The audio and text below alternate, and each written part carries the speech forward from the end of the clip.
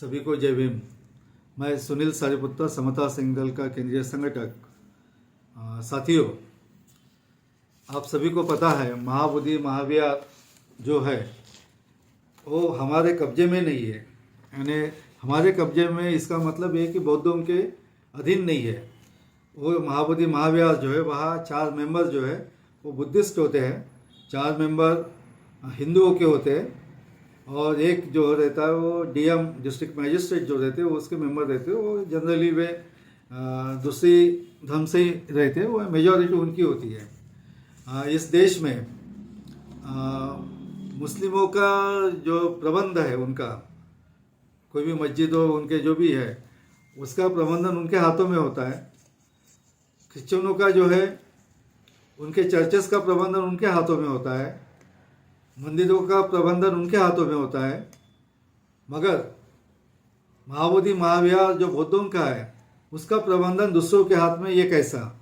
और इस सवाल को लेकर अनागारिक धम्मपाल इन्होंने 1891 में 1891 में महाबोधि महाविहार मुक्ति आंदोलन छेड़ा था। और उसके बाद पूज्य भदन आदर नागार्जुन सुरेश ससाई उन्होंने 100 साल बाद जो जापान से आए थे, उन्होंने 1991 में महाबोधि महाविहार मुक्ति आंदोलन चलाया और ये काफ़ी सालों तक चलते रहा। 12-13 साल तक ये आंदोलन अपनी चरम सीमा पर पहुंच चुका था। मगर सरकार ने बौद्धों की ये मांग अभी तक मान्य नहीं की है और ये सुप्रीम कोर्ट में भी मसला चल रहा है। 2015 में जंतर मंतर पे सुरेश ससाई जी इनके नेतृत्व में फिर से आंदोलन खड़ा हुआ था। भंते आनंद इन्होंने भी शुरू किया था और ये काम जो है, ये लड़ाई जो है थोड़ा सा न्यायालय और लोगों के दिलो दिमाग में बैठी है। मगर जिस ढंग से सरकार ने इस महाबोधि महाविहार को जल्द से जल्द बौद्धों को सौंप देना चाहिए था, वे दे नहीं रहे।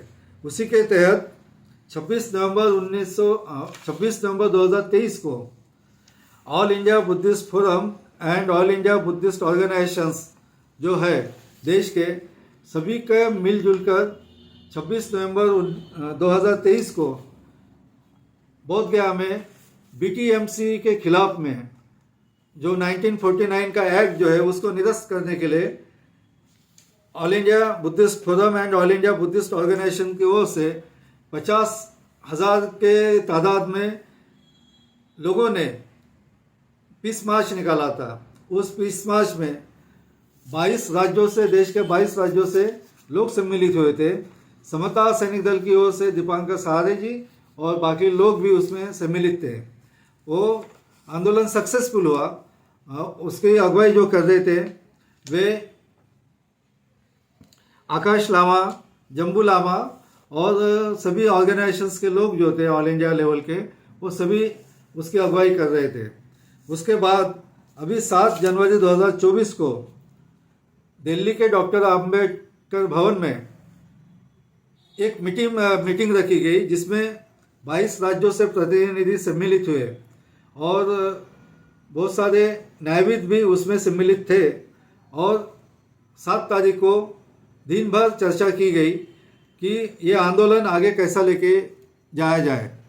साथियों, उसी मीटिंग में कुछ बातें डिसाइड की गई कि ये आंदोलन बीटीएमसी के खिलाफ में जो है 1949 का एक्ट जो है निरस्त करने के लिए देश के कोने कोने में मीटिंगें लगाई जाए। और उसके बाद पटना में 17 सितंबर को एक रैली का आयोजन करने का आह्वान किया गया 5 लाख लोगों का।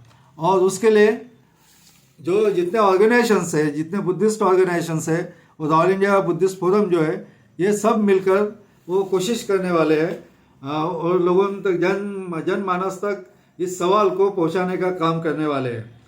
साथियों, ऑल इंडिया बुद्धिस्ट फोरम और ऑल इंडिया बुद्धिस्ट ऑर्गेनाइजेशंस की ओर से दिल्ली के डॉक्टर बाबा साहब अम्बेडकर भवन में 7 और 8 तारीख को एक नेशनल लेवल की प्रतिनिधियों की मीटिंग रखी गई थी जिसमें 22-23 राज्यों से प्रतिनिधि सम्मिलित थे।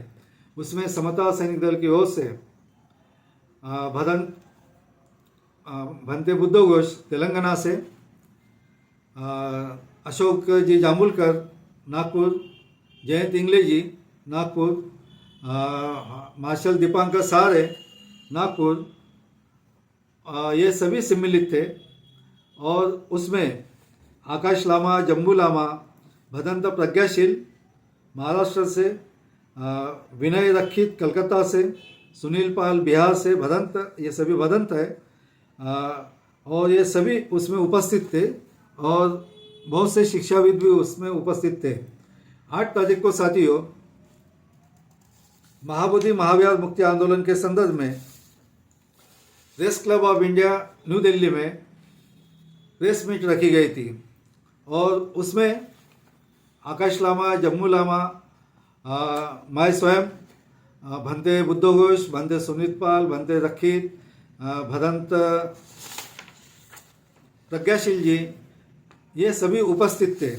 और उसमें दिल्ली के प्रेस क्लब ऑफ इंडिया के प्रेस कॉन्फ्रेंस में अपील की गई सरकार से कि जल्द से जल्द महाबोधि महाविहार बौद्धों को सौंपा जाए और 1949 एक्ट जो है वो निरस्त किया जाए। इस संदर्भ में बात रखी गई और 17 सितंबर पटना बिहार में जो रैली होने वाली है 5 लाख लोगों की, उस संदर्भ में भी लोगों को, प्रेस को बताया गया।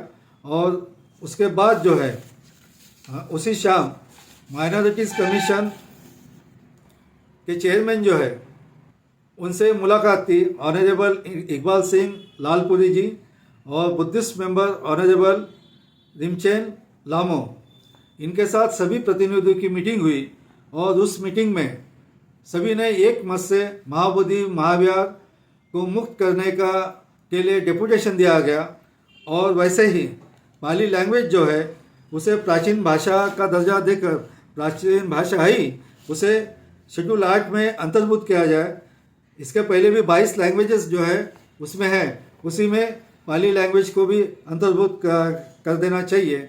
जय भीम।